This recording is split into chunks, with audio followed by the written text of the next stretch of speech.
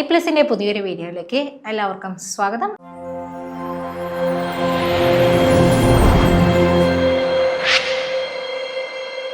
ഇന്നത്തെ ഈ ക്ലാസ്സിലൂടെ നമ്മൾ ഡിസ്കസ് ചെയ്യാൻ പോകുന്നത് പ്രീവിയസ് ഇയർ ക്വസ്റ്റ്യൻസ് ആണ്. സോ ഈ കഴിഞ്ഞ ക്ലാസ്സിൻ്റെ ഒരു കണ്ടിന്യൂവേഷൻ ആണ് ഈ ഒരു ക്ലാസ് എന്ന് പറയുന്നത്. അപ്പം ഒരുപാട് ചോദ്യങ്ങൾ നമ്മൾ ഇന്നത്തോളം കവർ ചെയ്ത് കഴിഞ്ഞിട്ടുണ്ട്. അപ്പോൾ നമ്മളുടെ നോളേജ് വീണ്ടും അപ്ഗ്രേഡ് ചെയ്യാനുള്ള ഒരു ഓപ്ഷനും കൂടിയാണ്. നമ്മൾ പഠിച്ചിട്ടുള്ള എല്ലാ കോൺസെപ്റ്റുകളും നമ്മൾ എന്ത് ചെയ്യുന്നുണ്ട്, ഈ ഒരു ടെസ്റ്റിലൂടെ നമ്മളെ ടെസ്റ്റ് ചെയ്യുവാണ്. ഓക്കെ, സോ അടുത്ത ചോദ്യത്തിലേക്ക് കിടക്കാം. The horizontal air photos are also called as trimetrogon air photos, convergent air photos, oblique air photos and terrestrial air photos. Okay, അപ്പം ഏത് പോർഷനിൽ നിന്നുമാണ് ഈ ഒരു ചോദ്യം എടുത്തിട്ടുള്ളത്? റിമോട്ട് സെൻസിങ് എന്ന് പറയുന്ന പോർഷനിൽ നിന്നാണ് അല്ലേ. അപ്പം എയർ ഫോട്ടോസിനെ നമുക്ക് മൂന്നായിട്ട് ഡിവൈഡ് ചെയ്യാമെന്ന് പഠിച്ചത് ഓർക്കുന്നുണ്ടോ? പ്ലാറ്റ്ഫോം നമ്മൾ പ്ലെയിൻ ആയിട്ടുള്ള ടെറൈനിൽ വെച്ചിട്ട് എടുക്കുന്നു, എയറിൽ വെച്ചിട്ട് എടുക്കുന്നു, അല്ലെങ്കിൽ എന്താ പറയുക, നമ്മൾ ഏതെങ്കിലും എയർക്രാഫ്റ്റുകളുടെ സഹായത്തോടു കൂടി ഫോട്ടോ എടുക്കുന്നു. അങ്ങനെ കുറേ ഡിവിഷൻസ് നമ്മൾ പഠിച്ചിട്ടുണ്ടായിരുന്നു അല്ലേ. അപ്പോൾ ആദ്യത്തെ ചോദ്യം ഹൊറിസോണ്ടലായിട്ട് വരുന്ന air photos, vertical air photos എന്ന് പറയുമ്പം ഒബ്ലീക്ക് ആയിട്ടുള്ള നേച്ചറിലുള്ള ഒന്നായിരിക്കും. അപ്പം നമുക്ക് ഈസി ആയിട്ട് എന്ത് ചെയ്യാം, ഓപ്ഷൻ 3 ഇവിടെ നിന്നും റിമൂവ് ചെയ്യാം അല്ലേ. ഒബ്ലീക്ക് എന്ന് പറയുന്നത് എന്താണ്? ഹൊറിസോണ്ടൽ അല്ല. ഓക്കെ, അതുപോലെ തന്നെ ഹൊറിസോണ്ടൽ എയർ ഫോട്ടോസുമായി ബന്ധപ്പെട്ട് വരുന്ന മറ്റൊരു ടേമാണ് നമ്മൾ ഇതിൽ ഫൈൻഡ് ഔട്ട് ചെയ്യാനുള്ളത്. ഡയറക്റ്റ് ചോദ്യമാണ്. Option 4 is the correct answer for this question, terrestrial air photos. So horizontal air photos are taken with camera axis parallel to the ground. അപ്പം ഇതാണ് ഗ്രൗണ്ട് എന്നുണ്ടെങ്കിൽ അതിന് പാരലൽ ആയിട്ടാണ് നമ്മൾ എന്ത് ചെയ്യുന്നത്, ക്യാമറ സെറ്റ് ചെയ്യുന്നത്. എന്നിട്ട് എന്ത് ചെയ്യുന്നുണ്ട്, നമ്മൾ ഫോട്ടോസ് എടുക്കുന്നുണ്ട്. So they are called terrestrial air photos because they give a view similar to looking straight at the ground as if from a terrestrial perspective. അപ്പം ഇവിടെ നമ്മൾ നോക്കുന്ന സമയത്ത് നമുക്ക് കിട്ടുന്ന പെർസ്പെക്റ്റീവ് എന്ന് പറയുന്നത് എന്തായിരിക്കും? ടെറസ്ട്രിയൽ പെർസ്പെക്റ്റീവ് തന്നെ ആയിരിക്കും. Okay, they are called terrestrial air photos because they are give a view similar to looking straight. Okay, അപ്പം ഞാനിവിടെ നിൽക്കുന്നു, സ്ട്രൈറ്റ് ആയിട്ട് എന്ത് ചെയ്യുന്നുണ്ട്, ക്യാമറയിൽ നമ്മൾ ആ ചിത്രം പകർത്തുന്നുണ്ട്. മനസ്സിലാവുന്നുണ്ടോ? So oblique photos by contrast are angled showing the horizon. അപ്പം നമുക്കിവിടെ ഡിഫറൻസസ് അറിയണം. എന്താണ് ഒബ്ലിക് ഫോട്ടോസ്, എന്താണ് ഹൊറിസോണ്ടൽ ഫോട്ടോസ് എന്ന് പറയുന്നത്? ഒബ്ലിക് എന്ന് പറയുമ്പോൾ കുറച്ചുകൂടെ ലോ ഒബ്ലിക്, ഹൈ ഒബ്ലിക് എന്ന് പറഞ്ഞ് 2 ഡിവിഷൻ ഉണ്ട്. 30 ഡിഗ്രി അല്ലെങ്കിൽ 60 ഡിഗ്രി ആണെങ്കിൽ നമ്മൾ എന്ത് ചെയ്യുന്നുണ്ട്, അത് low oblique, high oblique photos എന്ന് രണ്ടായിട്ട് ക്ലാസിഫൈ ചെയ്യുന്നുണ്ട്. Okay, so this is what the next question, which among the following statements are not true? Okay, so fog is cloud at ground level. ground levelലേക്ക് വരുന്ന സമയത്ത് fog is cloud. Okay, dew is the indirect deposition of water droplets onto a surface. Frost is a deposit of water droplets on vegetation. Snow is frozen precipitation. അപ്പം not true ആണ് നമ്മൾ choose ചെയ്യേണ്ടത് കേട്ടോ. ശരിയല്ലാത്ത സ്റ്റേറ്റ്മെൻറ്റുകളാണ് നമ്മൾ identify ചെയ്യുന്നത്. Fog is cloud at ground level. Ground ലെവലിലേക്ക് വരുമ്പോൾ fog എന്ന് പറയുന്നത് ക്ലൗഡായി മാറുന്നുണ്ട്. Dew is a indirect deposition of water droplet on to the surface. അതായത് ഡ്യൂ എന്ന് പറയുന്നത് ഒരു ഡെപ്പോസിഷൻ ഓഫ് വാട്ടർ ആയിട്ടാണ് പറയുന്നത്, indirect deposition of water. Next one, frost എന്ന് പറയുന്നത് deposits of water droplet on vegetation. Snow എന്ന് പറയുന്നത് frozen precipitation. Okay, forms of condensation, forms of precipitation ഒക്കെ നമ്മൾ പഠിച്ചത് ഒന്ന് റീകളക്ട് ചെയ്ത് നോക്കുക. അപ്പോൾ നമുക്ക് ഈ ചോദ്യത്തിൻ്റെ ഉത്തരം കിട്ടും. നോട്ട് ട്രൂ ആണ് നമ്മൾ പറയേണ്ടത് കേട്ടോ, നോട്ട് ട്രൂ. എന്തൊക്കെ ഓപ്ഷനുള്ള? B and C, A and B, B and D, then A and D. So the answer is clear, B and C. Okay, so dew എന്ന് പറയുന്നത് it is an indirect deposition of water droplet onto the surface, and frost is a deposits of water droplet on vegetation. അപ്പം ഈ രണ്ട് ഓപ്ഷൻസുകളാണ് not true എന്ന് പറയുന്നത്. എന്താണെന്ന് നോക്കാം. അപ്പം നോക്കിക്കേ, dew is the indirect deposition of water droplet onto the surfaces is false because Dew is direct condensation of water vapor on the surfaces. Indirect എന്ന് പറയുന്നത് റോങ് ആണ്. അപ്പം ഫോംസ് ഓഫ് കണ്ടൻസേഷനിൽ വരുന്നതാണ് ഡ്യൂ എന്ന് പറയുന്നത്. Of course it is a direct condensation of water vapour on to the surface.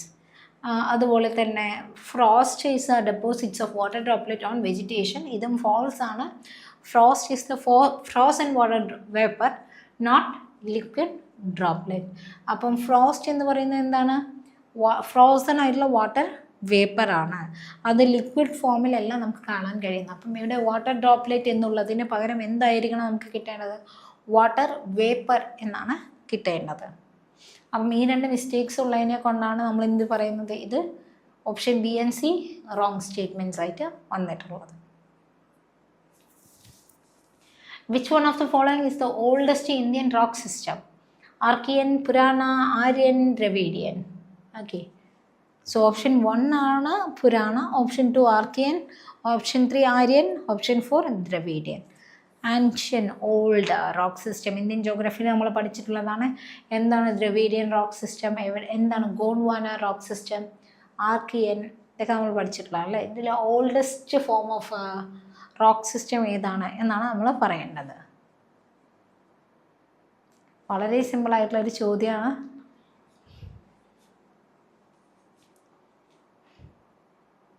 എന്തായിരിക്കും answer? Of course the answer is clear, Archean. So Archean system represents the oldest rock formations in India, formed around 4000 to 2500 million years ago.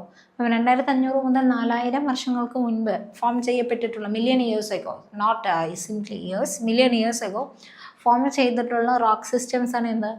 Archean system എന്ന് പറയുന്നത്. These rocks include granite, gneiss, schist forming the foundation of Indian continental crust. So Indian continental ക്രസ്റ്റിൻ്റെ ഫോർമേഷന് ഉതകുന്ന granite, gneiss, schist ഇതെല്ലാം എന്തിൽ ഉൾപ്പെടുന്നു? Archean സിസ്റ്റത്തിൽ ഉൾപ്പെടുന്നുണ്ട്. പുരാണ rocks R young, while Aryan and Dravidian are not rock system but refers to cultural or linguistic group. Okay, so Purana rock system നമ്മൾ ആർക്കിനെ കമ്പയർ ചെയ്യുമ്പോൾ കുറച്ചുകൂടി യങ്ങർ ആയിട്ടുള്ളതാണ്. പ്രോട്ടോസോയിക് ഇറയിലാണ് അത് ഫോം ചെയ്യപ്പെട്ടിട്ടുള്ളത്. ഓക്കെ അല്ലേ? What is true about Rossby waves? Rossby waves നമ്മൾ എവിടെയാണ് പഠിച്ചിട്ടുള്ളത്? ഓർക്കുന്നുണ്ടോ? എർത്ത് ക്വിക്ക് എന്ന് പറയുന്ന കോൺസെപ്റ്റിലാണ് പഠിച്ചിട്ടുള്ളത്. L waves, S waves, P waves. Okay, അപ്പം അതിലാണ് നമ്മൾ ഈ റോസ്ബി വേവ്സിനെ കുറിച്ച് പഠിച്ചിട്ടുണ്ടായിരുന്നത്. Rossby waves are not meandering rivers of air. Rossby waves എന്ന് പറയുന്നത് മിയാൻഡറിങ് ഓഫ് എയർ എന്ന് meandering rivers of air. They are 2 or 4 waves in each hemisphere.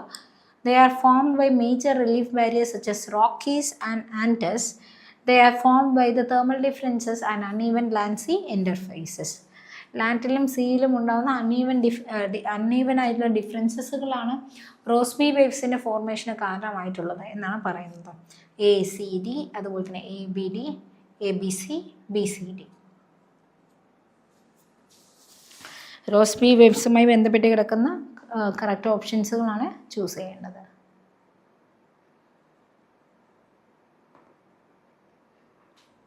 Answer കിട്ടിയോ? സോ ഇതിൻ്റെ കറക്റ്റ് ആൻസർ എന്ന് പറയുന്നത് ACD ആണ്. റോസ്ബി വേവ്സ് എന്ന് പറയുന്നത് എപ്പോഴും വേവി നേച്ചറിലുള്ള ഒരു വേവ്സ് ആണ് കേട്ടോ. അപ്പം ഇവിടെ മിയാൻഡറിങ് ഓഫ് എയർ എന്ന് പറയുന്നത് പോസിബിൾ ആണ്.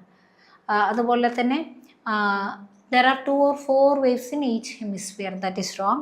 They are formed by the major relief barriers such as Rockies and Andes.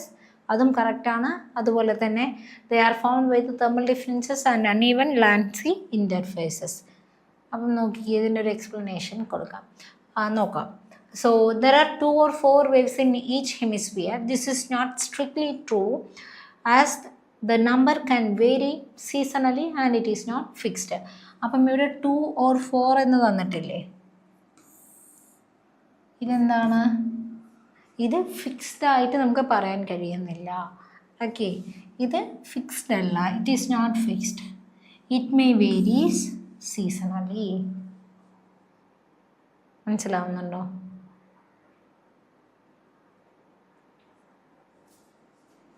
Yes. So അടുത്തൊരു ക്വസ്റ്റ്യനും മാച്ച് ദ ഫോളോയിങ്ങിൽ വരുന്ന ഒരു ചോദ്യമാണ്.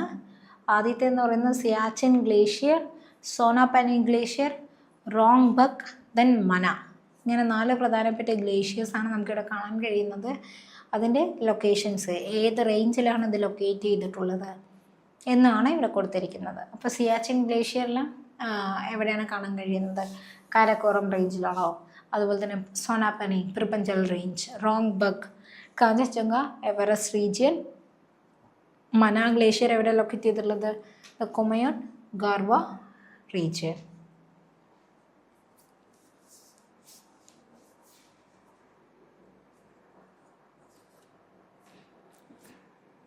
So options 4 3 2 1 3 4 1 3 1 2 2 1 4 3 1 2 3 4. Okay, നമ്മളത് നോക്കാം. I think the answer for Siachen Glacier is 1 and Sonapani 2, Rotang 3, then this is 4, Mana. Okay. So Siachen glacier locate ചെയ്തിട്ടുള്ളത് കാരക്കോറം റേഞ്ചസിലാണ്. സോനാപാനി, പിർപ്പഞ്ചൽ റേഞ്ചസിൽ, റോങ് ബക്ക്, കാഞ്ചൻജംഗ, എവറസ്റ്റ്, മന എന്ന് പറയുന്നത് കുമയൂൺ, ഗാർവ റീജിയനിലാണ്. നമുക്ക് നോക്കാം ആൻസർ കറക്റ്റ് ആണെന്ന്. Yeah, so the answer is correct. You have to be matched list 1 with list 2 according to this order. Siachen Glacier, Karakoram Ranges, Sonapani, Pripanjal, Rongbuk എന്ന് പറയുന്നത് കഞ്ചൻജംഗ എവറസ്റ്റ് റീജിയൻ, മന എന്ന് പറയുന്നത് Kumaon, ഗാർവ region. അപ്പം നോക്കാം എന്താണ് explanation. Siachen glacier located in Karakoram ranges, one of the largest glacier outside the polar region, located in the northern most part of India. അപ്പോൾ ഇന്ത്യയുടെ നദേൺ most പാർട്ടിലാണ് നമുക്ക് എന്തുള്ളത്? കാരക്കോറം, ലഡാക്ക്, സാസ്കർ, പിർപ്പഞ്ചൽ റേഞ്ചസുകളെല്ലാം തന്നെ ഉള്ളത് അല്ലേ. അപ്പോൾ അവിടെ നമുക്ക് കാണാൻ കഴിയുന്നതാണ് എന്തെന്ന് പറയുന്നത് ഈ ഒരു സിയാച്ചിൻ ഗ്ലേഷ്യർ എന്ന് പറയുന്നത്. അപ്പം ഫസ്റ്റ് നമുക്ക് വരുന്നത് കാരക്കോറം, പിന്നീട് നമുക്ക് വരുന്നത് ലഡാക്ക്, സാസ്കർ റേഞ്ചസ്, അതുപോലെ തന്നെ പിന്നീട് നമുക്ക് കാണാൻ കഴിയുന്നത് പിർപ്പഞ്ചലാണ്. കൈലാഷ് റേഞ്ചസും സാസ്കർ റേഞ്ചസിൻ്റെ എക്സ്റ്റൻഷനായിട്ട് പോകുന്നുണ്ട്. ഓക്കെ, സോ സോനാപാനി ഗ്ലേഷ്യറാണ് അടുത്തതായിട്ട് നമുക്ക് വരുന്നത്. എന്താണ് സോനാപാനി ഗ്ലേഷ്യർ? തിരുപ്പഞ്ചൽ റേഞ്ചസിലാണ് ഇത് ലൊക്കേറ്റ് ചെയ്തിട്ടുള്ളത്. Found in Himalayan eastern sector, contributing to the local rivers. Next one എന്ന് പറയുന്നത് റോംബാക്ക് ആണ്. റോംബാക്ക് എന്ന് പറയുന്നത് കാഞ്ചൻജംഗ എവറസ്റ്റ് റീജിയനിൽ കാണപ്പെടുന്നതാണ്.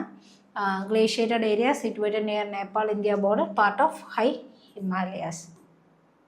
ഓക്കെ, റോംബക്ക് എന്നുള്ളതാണ് ഇവിടെ വരേണ്ടത്. Okay, Rongbuk. Then Mana glacier എന്ന് പറയുന്നതും അതുപോലെ തന്നെ Rongbuk, Rongbuk. So next one എന്ന് പറയുന്നത് കുമയൂൺ റീജിയൻസിലാണ് ഈ മന ഗ്ലേഷ്യർ ഉള്ളത്.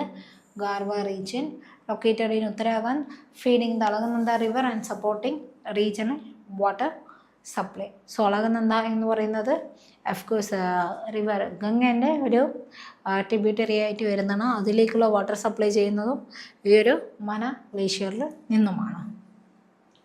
സോ നെക്സ്റ്റ് ക്വസ്റ്റ്യൻ എന്ന് പറയുന്നത് അഫ്കോഴ്സ് പൊളിറ്റിക്കൽ ജോഗ്രഫി എന്നാണ് അടുത്തൊരു ചോദ്യം വന്നിരിക്കുന്നത്.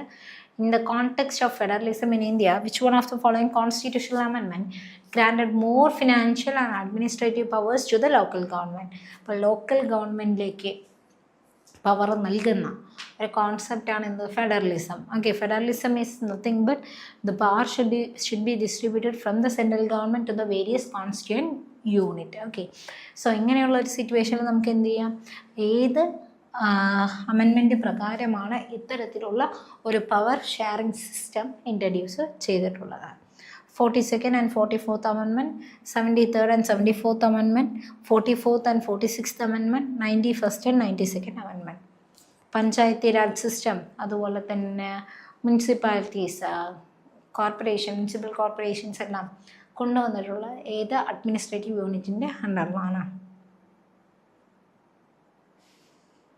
വളരെ ഈസി ആയിട്ടൊരു ചോദ്യമാണ് അല്ലേ. 73rd ആൻഡ് 74th അമെൻമെൻ്റ് ആണ് ഇതിന് ആൻസറായിട്ട് വരുന്നത്. 73rd അമെൻമെൻറ്റിലാണ് നമ്മൾ പഞ്ചായത്ത് രാജ് സിസ്റ്റം ഇൻട്രൊഡ്യൂസ് ചെയ്തിട്ടുള്ളത്. പവർ എന്ന് പറയുന്നത് ഡിവൈഡ് ചെയ്തു പോകുന്നത് എങ്ങനെയൊക്കെയാണ്? ജില്ലാ പഞ്ചായത്ത്, ബ്ലോക്ക് പഞ്ചായത്ത്, ദെൻ ഗ്രാമപഞ്ചായത്ത്, ഇങ്ങനെ ഒരു 3 ഡിവിഷൻ ഉണ്ട് അല്ലേ. ലോവർ ലെവലിലാണ് നമുക്ക് ഗ്രാമപഞ്ചായത്ത്, ദെൻ ബ്ലോക്ക് പഞ്ചായത്ത്, ദെൻ ജില്ലാ പരിഷത്ത്. അപ്പം ഇതെല്ലാം തന്നെ പഞ്ചായത്ത് രാജിന് അണ്ടറിലാണ് വരുന്നത്. അതുകൂടാതെ അർബൻ അഡ്മിനിസ്ട്രേറ്റീവ് സിസ്റ്റം, ഇത് ഇത്രയും പറഞ്ഞത് റൂറൽ അഡ്മിനിസ്ട്രേറ്റീവ് സിസ്റ്റമാണ്. അർബൻ അഡ്മിനിസ്ട്രേറ്റീവ് സിസ്റ്റത്തിലേക്ക് പോകുന്ന സമയത്ത് ഇത് തന്നെ വീണ്ടും 2ആയിട്ട് ഡിവൈഡ് ചെയ്തിട്ടുണ്ട്. Municipalities and municipal corporation. Town ഏരിയാസിലാണെങ്കിൽ നമുക്ക് മുനിസിപ്പാലിറ്റീസും അതുപോലെ തന്നെ സിറ്റി റീജിയൻസിലേക്ക് വരുന്ന സമയത്ത് അത് മുനിസിപ്പൽ കോർപ്പറേഷനായിട്ട് മാറുന്നുണ്ട്. സോ 73rd അമെൻമെൻറ്റ് 1992 ഇൻട്രൊഡ്യൂസ് ചെയ്തിട്ടുള്ളത്. Strengthen the rural local government by giving them constitutional status, regular elections and administrative powers. Okay. Then 74th അമെൻമെൻറ്റിലാണ് നമുക്ക് എന്ത് വരുന്ന അർബൻ ലോക്കൽ ബോഡീസ് ഇൻട്രൊഡ്യൂസ് ചെയ്യുന്നത് with financial, administrative and functional authority. Together these amendments decentralised the governance. Decentralised എന്ന് പറയുന്നത് എന്താണ്? ഒരു റീജിയനിൽ കോൺസെൻട്രേറ്റ് ചെയ്യാതെ, പവർ കോൺസെൻട്രേറ്റ് ചെയ്യാതെ എല്ലാവരിലേക്കും എന്ത് ചെയ്യുന്നുണ്ട്? ഡിസ്ട്രിബ്യൂട്ട് ചെയ്യുന്നുണ്ട്. Administrative and functional authority. Together, these amendments decentralize the governance and enhancing the local self-government in India. Okay. So, അടുത്ത ചോദ്യം,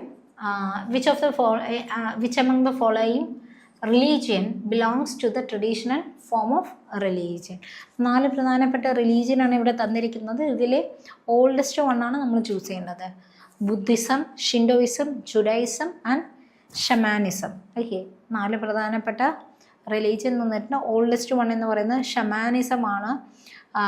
ഈ ഒരു ഷമാനിസം എന്ന് പറയുന്നത് ട്രഡീഷണൽ ട്രൈബൽ റിലീജിയൻ ആയിട്ടാണ്. Often practised by the indigenous communities involving rituals, spirits and natural worship. അപ്പം എല്ലാ റിലീജിയനിലും ഉള്ള പോലെ തന്നെ നമുക്ക് ഇവിടെയും എന്ത് കാണാൻ കഴിയുന്നുണ്ട്? അവരുടേതായിട്ടുള്ള ഒരു റിച്വൽ, അതുപോലെ തന്നെ സ്പിരിച്വാലിറ്റി, വർഷിപ്പിംഗ് സ്റ്റൈൽസ് എല്ലാം തന്നെ ഉണ്ട്. പ്രാക്ടീസ് ചെയ്യുന്നത് സൈബീരിയ, അതുപോലെ തന്നെ സെൻട്രൽ ഏഷ്യൻ റീജിയൻസിലുള്ള മംഗോളിയ, കസാക്കിസ്ഥാൻ, കിർഗിസ്ഥാൻ മുതലായ പ്രദേശങ്ങളിലാണ്. അതുകൂടാതെ നോർത്ത് ആൻഡ് സൗത്ത് അമേരിക്കൻസും നോർത്തേൺ യൂറോപ്യൻ കമ്മ്യൂണിറ്റീസ്, അതായത് സ്കാൻഡിനേവിയൻ റീജിയൻസിലുള്ളവരും എന്ത് ചെയ്യുന്നുണ്ട്? ഈ ഒരു റിലീജിയൻ പ്രാക്ടീസ് ചെയ്യുന്നുണ്ട്. ഓക്കെ. സോ അത് ഓർത്ത് വയ്ക്കുക. ന്യൂ ക്വസ്റ്റ്യൻ ആണ്, നോട്ട് ചെയ്ത് വയ്ക്കുക. Next one, which one of the following statements are correct with reference to the circum-Pacific belt? So circum-Pacific belt എന്ന് പറയുന്നത് എന്താണ്? പസഫിക് റീജിയന് ചുറ്റുമുള്ള ആക്റ്റീവ് വോൾക്കാനിക് റീജിയൻസിനെ റെപ്രസെൻറ്റ് ചെയ്യാനായിട്ട് നമ്മൾ യൂസ് ചെയ്യുന്ന ഒന്നാണ് എന്ത്? circum-Pacific belt എന്ന് പറയുന്നത്. Okay. So circum-Pacific belt accounts about 80% of the active volcanoes of the world. Correct statement ആണ്. The belt is also called as the fire girdle of Pacific Ocean. Correct statement ആണ്. And here volcanoes are primarily caused due to the collision of convergent plates along the Benioff zone. This zone is also known for divergent plate margins. അപ്പം ഇവിടെ നമുക്കൊരു mistake കാണാൻ കഴിയുന്നുണ്ട്. അപ്പം അത് identify ചെയ്തിട്ടുള്ളവർ എന്ത് ചെയ്യുക? നോട്ട് ചെയ്ത് വെക്കുക. നമുക്ക് നോക്കാം. ABC ആണ് കറക്റ്റ് ആൻസർ അല്ലേ. ഡൈവേർജൻറ്റ് പ്ലേറ്റ് ബൗണ്ടറീസ് അല്ല. Instead of that convergent plate boundaries are working for this. So divergent plate margins എന്ന് പറയുന്ന സ്റ്റേറ്റ്മെൻ്റ് ആണ് ഫോൾ. സർക്കം-പസഫിക് ബെൽറ്റ് എന്ന് പറയുന്നത് മെയിൻലി കൺവേർജൻറ്റ് സോണിലാണ് നടക്കുന്നത്. അതുപോലെ തന്നെ ഇത് ഡൈവേർജൻ്റ് അല്ല. അതുപോലെ തന്നെ എല്ലാം മോസ്റ്റ് ഓഫ് ദ വോൾക്കാനോസും here are due to the subduction forming the Pacific ring of fire. Okay. അല്ലെങ്കിൽ ഫയർ ഗേർഡിൽ എന്ന് പറയുന്ന ഒരു ടേം നമുക്കിവിടെ എന്ത് ചെയ്യാൻ കഴിയും? ഉപയോഗിക്കാൻ കഴിയും. ഓക്കെ. സോ നെക്സ്റ്റ് നമുക്കിവിടെ നാച്ചുറൽ ഹസാർഡ്സുകളുടെ ലിസ്റ്റാണ് തന്നിരിക്കുന്നത്. ഇതിനെ നമ്മൾ എന്ത് ചെയ്യണം? ക്രോണോളജിക്കൽ ഓർഡറിൽ അറേഞ്ച് ചെയ്യേണ്ടതുണ്ട്. ക്രോണോളജിക്കൽ ഓർഡറിൽ. So arrange the following natural disasters or hazards of India according to the chronological order earlier to latest. അപ്പം ഇങ്ങനത്തെയുള്ള ക്വസ്റ്റ്യൻസ് വരുന്ന സമയത്ത് നമുക്ക് കൃത്യമായിട്ട് ഏത് വർഷമാണ് ഇത് സംഭവിച്ചിട്ടുള്ളത് എന്ന് അറിയേണ്ടതുണ്ട് അല്ലേ. അപ്പം ആദ്യത്തെ നോക്കിക്കേ, tsunami of Tamil Nadu coast, Bhuj earthquake, super cyclone of Orissa, Koyna earth അപ്പോൾ ഇത് അറേഞ്ച് ചെയ്യാനുള്ള ഓപ്ഷൻസ് തന്നിട്ടുണ്ട്. So you have to choose the correct answer from the options given below. CDAB, DCBA, BACD, ABDC. എന്തായിരിക്കും കറക്റ്റ് ആൻസർ? അഫ്കോഴ്സ് ഇയർ അറിയാതെ നമുക്കിത് കറക്റ്റായിട്ട് arrange ചെയ്യാൻ കഴിയില്ല. ബുച്ചി എർത്തിക്കൊക്കെല്ലാം തന്നെ നമ്മൾ ക്ലാസ്സിൽ ഡിസ്കസ് ചെയ്തിട്ടുണ്ടായിരുന്നു. കൊയിനായ എർത്തിക്കൊക്കെ ഡിസ്കസ് ചെയ്തിട്ടുള്ളതാണ്. തമിഴ്നാട് കോസ്റ്റിൽ ഇല്ലാതായ നടന്നിട്ടുള്ള സുനാമി 2004, ബുച്ചി എർത്തിക്കൊക്കെ 2001. അപ്പം DCB ആണ് correct answer. Koyna earthquake first, then super cyclone of Odisha, Bhuj earthquake, then tsunami. So Koyna earth എന്ന് പറയുന്നത് 1967 അതുപോലെ തന്നെ super cyclone of Odisha 1999, Bhuj earth 2001, tsunami 2004. ഈ ഒരു സുനാമിയിലാണ് ഇന്ത്യയുടെ ഇന്ദിര പോയിന്റ് വാനിഷ് ആയി പോയിട്ടുണ്ടായിരുന്നത്. Okay, so triggered by the Indian ocean earthquake in 2004. So the correct sequence from earliest to latest is Koyna, then you will be having Odisha cyclone, then Bhuj, then at last tsunami of Tamil Nadu. Okay, so next question, which among the following salt constitute the highest percentage of salt in the ocean? Sodium chloride, magnesium chloride, magnesium sulfate, calcium sulfate. അപ്പം തന്നിരിക്കുന്നതിൽ ഏത് സോൾട്ടാണ് ഏറ്റവും കൂടുതലായിട്ട് നമുക്ക് oceanic റീജിയനിൽ കാണാൻ കഴിയുന്നത്? Answer is very simple, sodium chloride. Okay, so sodium chloride അല്ലെങ്കിൽ NaCl എന്ന് പറയുന്ന common salt constitute about 78% of the total dissolved salt in the ocean, and other salt like magnesium chloride, magnesium sulfate and calcium sulfate are present in smaller amount. അപ്പോൾ നമ്മൾ sodium ക്ലോറൈഡിനെ compare ചെയ്യുന്ന സമയത്ത് ഇതെല്ലാം വളരെ ചെറിയൊരു തോതിലാണ് കാണാൻ കഴിയുന്നത്. The dominance of sodium chloride gives sea water its characteristic salty taste and affects ocean density and circulation. അപ്പം ഡെൻസിറ്റി എന്ന് പറയുന്ന കോൺസെപ്റ്റൊക്കെ നിങ്ങൾക്ക് ഓർക്കാൻ കഴിയുന്നുണ്ടോ? നമ്മളിത് ഓൾറെഡി പഠിച്ചിട്ടുള്ളതാണ്. സലിനിറ്റി, അതുപോലെ തന്നെ ഓഷൻ ഡെൻസിറ്റി മുതലായ കോൺസെപ്റ്റുകൾ. ഓക്കെ, തെർമോക്ലൈൻ ഒക്കെ ഓർക്കുന്നുണ്ടോ? Thermocline. Okay, so tell me what is the minimum percentage standard ആയിട്ടുള്ള നമ്മൾ സലിനിറ്റിനെ കുറിച്ച് പഠിക്കുന്ന സമയത്ത് എത്ര പെർസെൻറ്റേജ് ഓഫ് സോൾട്ടാണ് നമുക്ക് കാണാൻ കഴിയുന്നത്? ഓർക്കാൻ പറ്റുന്നുണ്ടോ? 35%, 35 parts per 1000. Okay, so the first concrete step to protect ozone layer was Paris Climate Agreement, Kyoto Protocol, Rio Summit, Montreal Protocol. അപ്പം ഏതിനെ അടിസ്ഥാനപ്പെടുത്തിക്കൊണ്ടാണ് നമ്മൾ എന്ത് ചെയ്തിട്ടുള്ളത്? ഓസോൺ ലെയറിനെ പ്രൊട്ടക്റ്റ് ചെയ്യുന്ന ആദ്യത്തെ ഇനീഷ്യേറ്റീവ് കൊണ്ടുവന്നിട്ടുള്ളത്? Montreal protocol, Rio submit, Kyoto protocol, Paris agreement.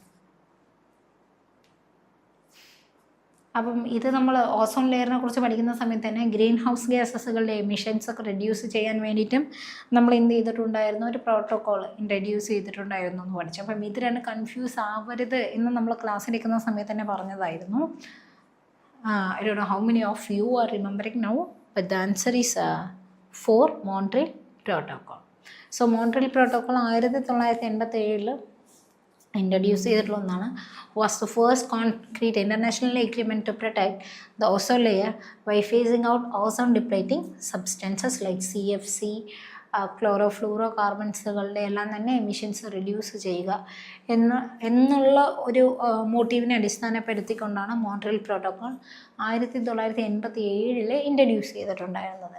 അതിനുശേഷം Paris agreement and Kyoto protocol focuses on climatic change and greenhouse gas emission. കണ്ടോ, ക്യോട്ടോ പ്രോട്ടോക്കോൾ എന്ന് പറയുന്നത് ഗ്രീൻ ഹൗസ് ഗ്യാസ് എമിഷനും, Paris agreement climate change.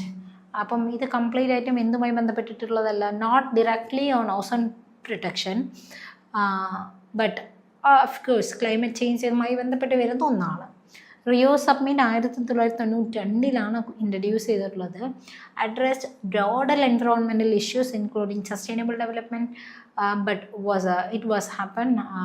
it was after Montreal Protocol. ഓക്കെ, സോ കുറച്ചുകൂടി നമ്മൾ എന്താ പറയുക ഒബ്ജക്റ്റീവായിട്ട് ചിന്തിക്കുകയാണ് എന്നുണ്ടെങ്കിൽ മോൺട്രിയൽ പ്രോട്ടോക്കോളാണ് എന്ത് ഓസോൺ ഡിപ്ലീഷൻ അല്ലെങ്കിൽ ഓസോൺ ലെയറുമായി ബന്ധപ്പെട്ടുകൊണ്ട് ഇൻട്രൊഡ്യൂസ് ചെയ്തിട്ടുള്ള ഫസ്റ്റ് പ്രോട്ടോക്കോൾ എന്ന് പറയുന്നത്.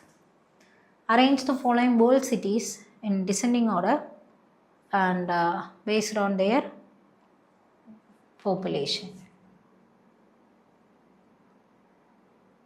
ഓക്കെ, സോ ഇവിടെ നമുക്ക് ഡൽഹി, ധാക്ക, ടോക്കിയോ, അതുപോലെ തന്നെ ഷാങ്ഹായ് തന്നിട്ടുണ്ട്. Choose the correct option from the choose the correct answer from the options given below. Delhi, Dhaka, Tokyo, Shanghai.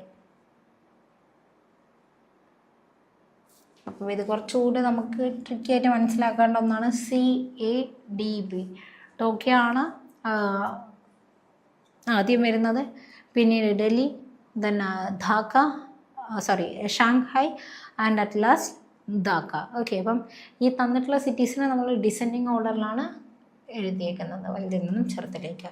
So Tokyo എന്ന് പറയുന്നത് largest metropolitan area in the world with 37 million population. അതുപോലെ തന്നെ Shanghai എന്ന് പറയുന്നത് 27 million population ഉണ്ട്. ധാക്ക എന്ന് പറയുന്നത് 22.